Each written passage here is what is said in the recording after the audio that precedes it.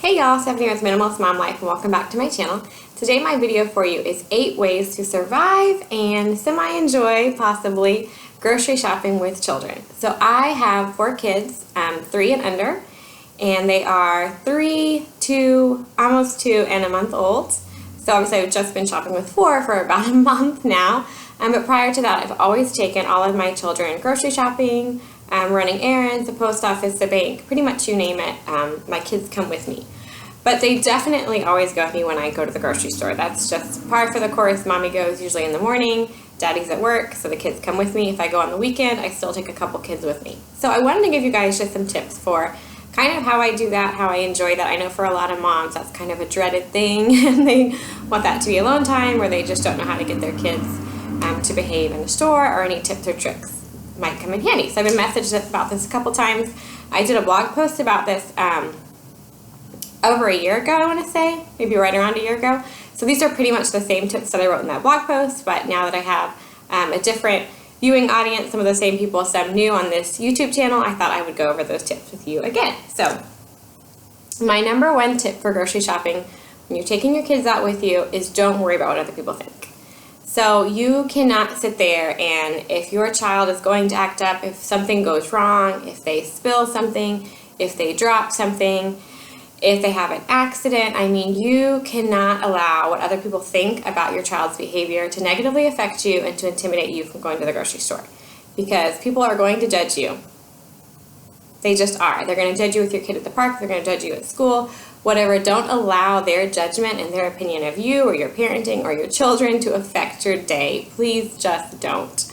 A lot of people that walk by you and you are having a crazy moment aren't even going to think about you. They're not even going to realize you're having a crazy moment because they're too busy looking at their cell phone or they're too busy dealing with their own crazy children or finding their groceries. A lot of times I think as moms, in our heads, people are judging us and watching our children a lot more than they are. Sure, there are those people that make comments and that's nasty and rude and I'm sorry, but we live on planet Earth and people are sinful and they're going to do that. But do not let that ruin your day and do not let that intimidate you from taking your children places. Please do not. My number 2 encouragement would be to be positive. You do not have to love grocery shopping with your children. I'm not saying you have to be Mary Poppins and a little bit of sugar just makes everything better. Not saying that at all. But if you go into grocery shopping or taking your kids somewhere and you're already defeated and you're already sure they're going to have a meltdown and you're already sure you're going to forget 5 things, then you're going in so defeated that's going to happen. But if you can choose to be thankful that you can purchase groceries, thank you that you have kids to feed, thank you that you have a nice grocery store to go to, then I think you can go with a better mindset and you can go in with this. I like to approach it the way I would like a race. Like, I'm going to conquer this. I'm going to do this. This may not be easy. Juggling that many children, keeping kids in the cart, keeping kids in line, disciplining and loving my kids in a very public environment may not be easy, but it's something I can do. It's a task God has given me. And just rise to the course, tackle it, and then give yourself a pat on the back afterwards. So be positive. If you go into it negatively, if you're complaining about the price of things, if you're complaining about the amount of people that are in the store, your children will pick up on that and they will mimic that same behavior. Remember the saying, more is caught than taught. So if you go into grocery shopping with a good attitude, chances are they'll enjoy it more as well because everybody knows that a happy mama tends to make for a happier environment for everybody.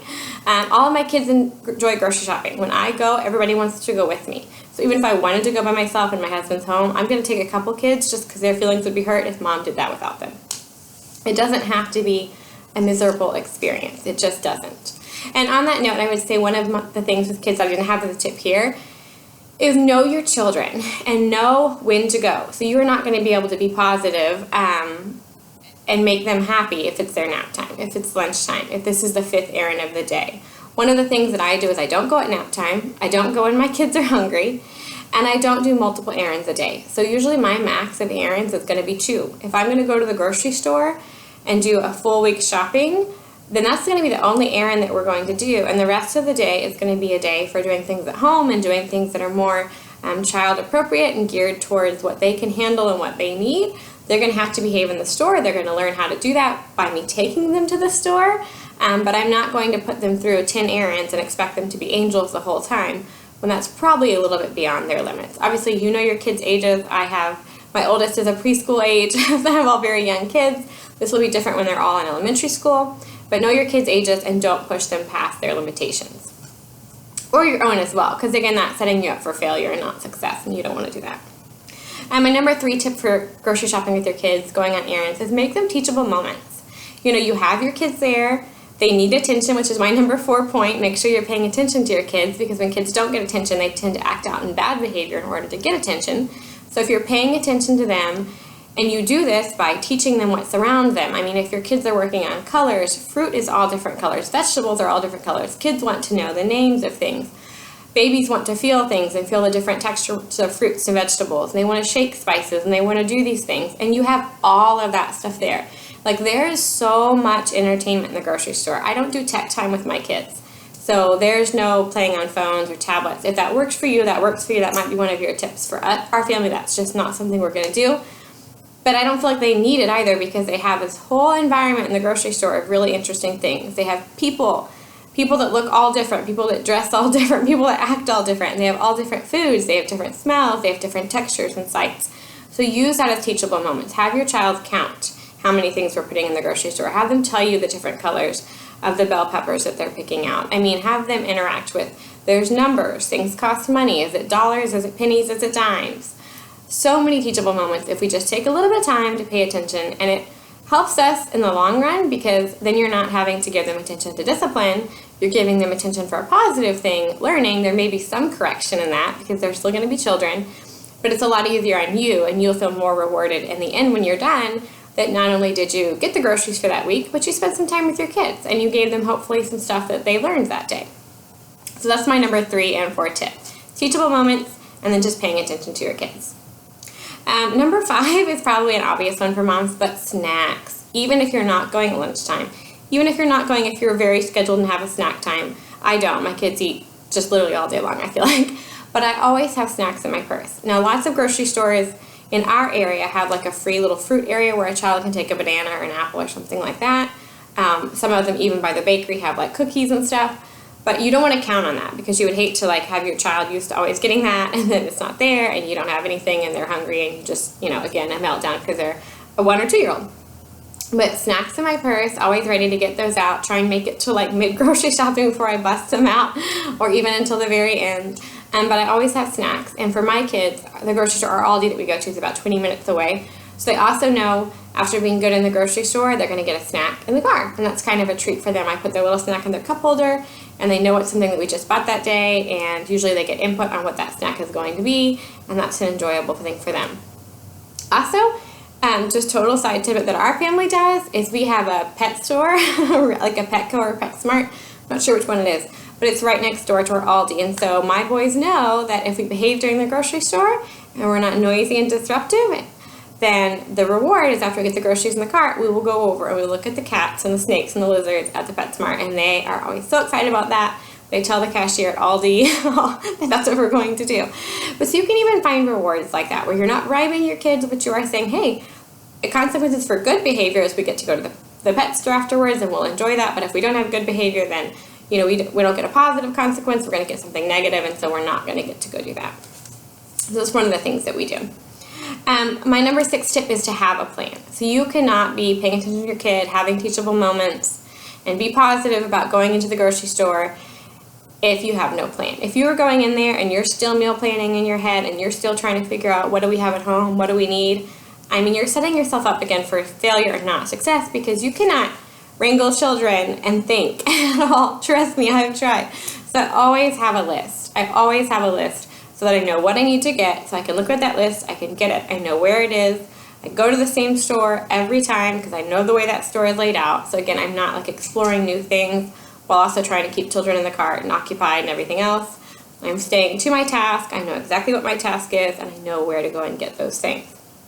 My list also comes in handy because my next tip is keeping your kids occupied, giving them things to do while shopping, giving them a task. One of my children loves to write all the time, so he loves to have the pen in my list and scribble around. Preferably, he does it on the back of the list so I can still see what's on there underneath his scribbles, but that gives him something to do so that he's not being disruptive. Another little guy of mine loves to always hold stuff, so he always wants to alternate what it is he has in his hands. So he's putting the zucchini down, and then he wants to hold the can of cooking spray, and then he wants to hold this. And you may feel like, oh, I just want you to stop touching stuff, let's just go. But trust me, it will be faster if you give them a task and you allow them to do that than if you're constantly fighting them. And what does it really hurt if they're doing that anyway?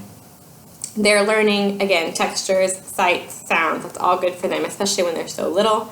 And then another one of my boys is old enough to walk, and I don't put him in the car at all. Two of my boys are, but normally just one of them walks because that's more manageable for me. And I have him go get things. So he's really good. Aldi's a smaller grocery store, but he stays right with me, and he knows he can pick out the bell peppers, and he's gone with me so much now and always been a part of it that I tell my husband he could go do the grocery shopping for us. Like, he knows exactly the kind of stuff that we buy, usually what we're buying that week. We talk about the grocery list when we're driving to the grocery store, and he's like, oh, how many bell peppers do we need? And oh, we get this kind of apples, and Dad likes this cereal. And I let him get it, and I let him help put it in the cart, and that keeps him occupied. It involves him, and I'm sure he's learning something by that, right? So keeping them to task, I think, is always helpful. And then my last tip is encourage other mothers. It can just be a smile.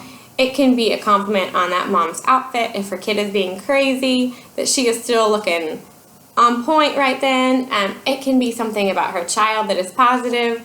It can be offering to share your snack if she's okay with that. If her kid is, melting down hungry and your kid's just sitting there chomping right in front of them, you'll know the comfort level that you can talk with that mom with when you're in that moment. But make sure you're being encouraging. Do not walk by with your well-behaved children when you're seeing somebody who's not and, give them a side eye or anything like that ever. Please, moms need encouragement. Give them encouragement.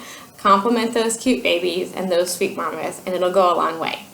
And plus, it's a great example for your own children of being nice to people and talking to strangers in a nice and polite way and in a safe way. So I hope you guys enjoyed this video. If you did, give it a thumbs up, and don't forget to subscribe for new videos, and I'll talk to y'all in my next one.